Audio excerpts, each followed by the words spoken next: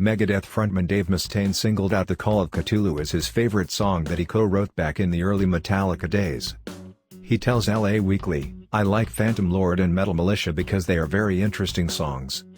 But I think if you were going to go for my favorite Metallica song that I wrote, it would probably have to be the Call of Ktulu. It stands on itself. And when you have a song that can stand on itself without words, that's a big statement." Dave's contribution to the track revolves around a distinctive D minor arpeggio, which he later utilized in Hangar 18 with more rapid strumming. Additionally, Mustaine used that same bit on the When track off 2001's The World Needs a Hero. Further discussing the Tallica period, Dave remembered his brutal firing from the band and a 4-day bus ride from New York to California that followed. He said, "I was looking out the window. A lot. And it was excruciatingly painful. Because remember, I was living with them, had no job, no income, no money. They'd put me on the bus with no money. So I had no food money. No nothing. And I got on the bus and off I went for a 4-day journey with nothing to eat, nothing to drink. So that whole journey was a 4-day fucking hell. Learning how to panhandle. How to get people to buy you booze so you could sleep through the night on the bus.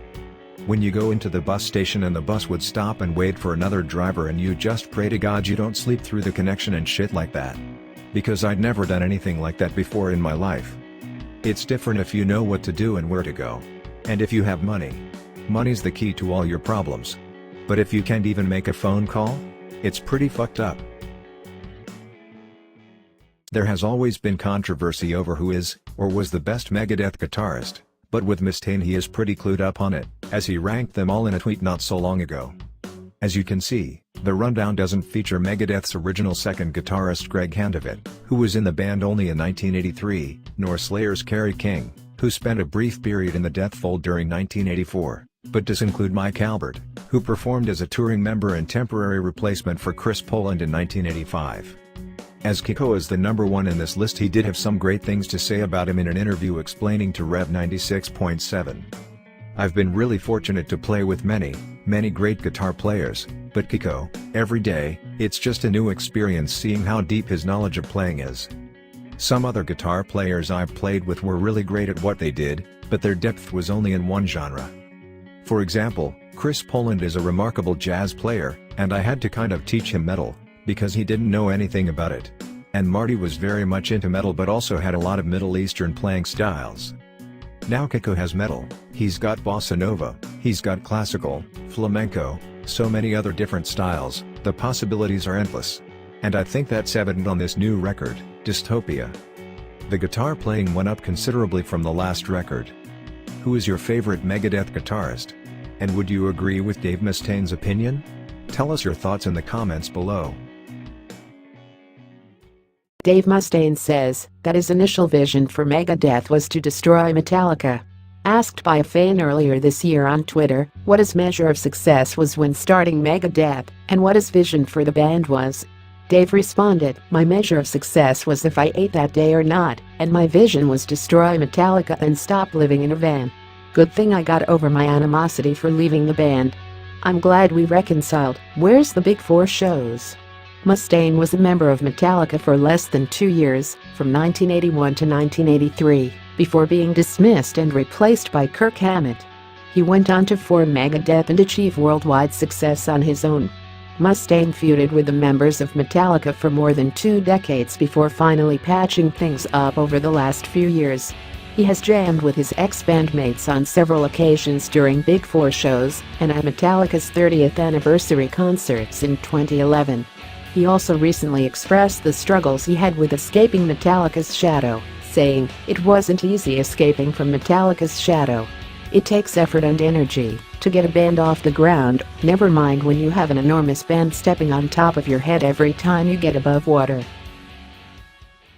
Giving the nu metal genre quite a bashing, Megadeth frontman Dave Mustaine noted he'd rather have his eyelids pulled out than listen to the popular late 90s style nu metal. Telling Faster Louder how happy he is for the new wave of modern musicians, calling them a new breed of players. With all these new vocal styles, Dave focused on the past, adding, "They had this wave of metal that came through in the 90s, and it was called nu metal. I don't know if you remember it, but it was so bad. I would have rather have my eyelids pulled out." Asked if it's Limp Bizkit and Linkin Park he's talking about, Mustaine explained, No. I can't even remember their names. Linkin Park, those guys are good at what they do. I have no problems with those guys. But I wouldn't call them nu metal. Pinpointing the groups he has issues with, he continued, I'm talking about the bands that wouldn't do guitar solos. Guys who get out there, and they do rhythms and stuff but they'd never do a guitar solo. It's like, come on, play a solo. But apparently solos aren't cool. It's just funny, because I come from the school of AC/DC and Led Zeppelin, and man, the riff had to be kick-ass, the lyrics had to make sense, and when it was time for the solo had to rip your face off, Dave said. And hey, I may not be part of the family anymore, right at the forefront, but I'm the crazy uncle. Dave Mustaine also let loose on nu metal bands during an interview with Cry of the Wolf, saying, during that whole period a couple of years ago, when no one was doing guitar solos, we had a couple of bands go out with us, and I despised them. And the reason they went out with us was because the label said you need to do this. That was the worst part of my career during that whole nu metal thing. You know, there were no solos, because the guitar players weren't good enough to do solos. In an interview with the self-proclaimed libertarian Alex Jones on Infowars.com, Megadeth's Dave Mustaine opened up about his thoughts on playing with Satanic bands. Dave Mustaine, a born Christian, talked about setting the ground rules on who he would or would not share the stage with. According to him, he said, if I do play, there's certain things I kind of want to veer away from. I don't want to play with any Satanic bands. He narrowed it down a bit further, saying, I'll play with bands that have darkness in them, because we all have a little darkness in us. Or we wouldn't be human. But guys that are confessed Satanists, I don't really have time for that. I can control my emotions, because I know it's not the sinners, it's the sin. He also talked about his refusal to share the stage with the openly satanic Swedish metal act Dissection at an Israeli festival back in 2005, saying, The truth of the matter is that when I first had gotten my life back in order back in 2002, I had made some changes. I had a severe injury to my arm, and when my career had stopped, it made me really take a hard, sideways look at everything. And I figured, you know what, just for now, because I don't really know a lot about what I'm doing, I want to make sure that I don't play with any bands that have junkies in them, because I can't be around guys that are doing heroin because of the temptation, and because I'm trying to have something in my life that is a power greater than myself, so that I'll get myself back in shape. And I don't want to be hanging around with guys that are going to be dangerous for me spiritually, because I had just decided that I was going to start following a spiritual path. I figured, I don't want to go back, because I was into witchcraft and black magic and everything like that, so I know about that stuff, and I figured, I'm just going to try and avoid that stuff. Never said that I hated anybody, just didn't want to play with them, and I was so curious to see the poster for the concert, because it was written in the Hebrew font, or script, whatever you call it, and then I saw the band Dissection, and I thought, well, that's a cool name, and I looked it up, and I went, uh-oh. So I told the promoter, I said, look, we can't play. We're not going to play that festival. I never said kick them off. Well, yeah, of course, yeah. That was the promoter's mistake. The promoter kicked them off. And it's hard enough as it is in music to get concerts, so I would never kick a band off one of my shows. I would rather me not do it. And when I said, look, we don't want to do it, they unfortunately harmed that band, regardless whether the guy was a convicted murderer or he was a satanic person. We all have a little bit of darkness in us. Now, I've never killed anybody, killed a couple of guitars, but I've never killed anybody. And the sad thing is, at the end of the day, the poor guy had committed suicide. So, he was a tortured soul. And I know that for me, the reason that I turned to black magic and witchcraft and stuff like that was I had spiritual abuse and so many things had been done wrong in my life, and there was so much hypocrisy with the people that had said that they were Christians or whatever, Catholic, whatever, the people in my life. They would say one thing and they would do something else. So I really regretted having spent any time in a church, and I really resented people who said that they believed in God, because you would see them do one thing and then the next day they would do something else, and it's just very confusing as a kid. And I think that's why a lot of us end up being spiritually misled. Probably part of the reason why that poor chap did that too. But we were supposed to play a show with them in France, and they didn't get kicked off that show. A lot of stuff went around about another band that had a name that was kind of offensive to me. But that's a personal thing. It has nothing to do with the band, their quality of music. Yeah, but you can expect the producer of a show to cancel Megadeth when it's standing like right opposed to Dissection or Rotting Christ, because like those are little bands and Megadeth is that's a Megadeth. Huge band that's Megadeth. So I know, but guys, what you got to understand is my heart for those guys has nothing to do. My decision not to play with them doesn't have anything to do with their value and worth as people, because I'm sure they're probably really great people. Sometimes we name our band stuff to get a reaction out of people, and it's not really who or what we are. And, there are bummers. There are consequences. Naming Megadeth, I can't even tell you how offensive it was. There's a huge radio station in Los Angeles called KLOS.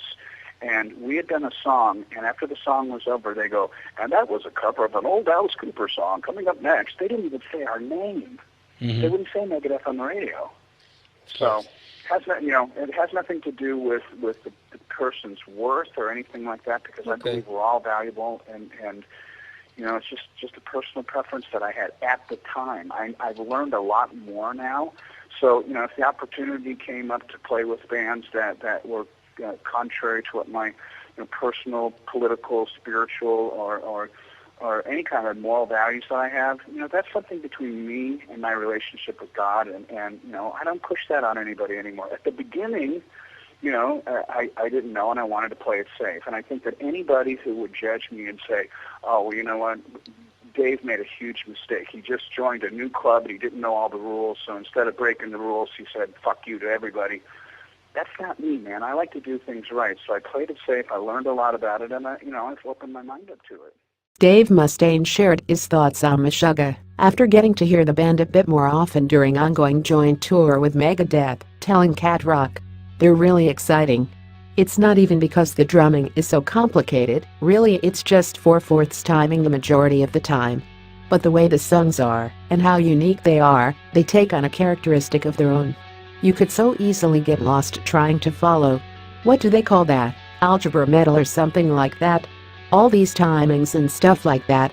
The stuff I listened to growing up, the new wave of British heavy metal. It was straightforward riffing like AC/DC. And then going into Priest and Maiden, and then getting into heavier stuff, Motorhead, Diamond Head, Merciful Fate, everything was straightforward. So having a tour with Megadeth, Meshuggah, Tesseract, and Lil Ake where we have these young exciting bands, it's always really entertaining, because I get to see stuff I never would have been compelled to pick up in a record store. It opens my mind a lot. I remember the first time I took out this really great band called the Dillinger Escape Plan. I couldn't understand it, but I just knew they were really exciting. It's the stuff you don't understand you most often miss out on. I wanted to understand, so we took them out on Gigantor. It was a great experience. I thought they were terrific. And that was my introduction to that type of crazy, cerebral metal."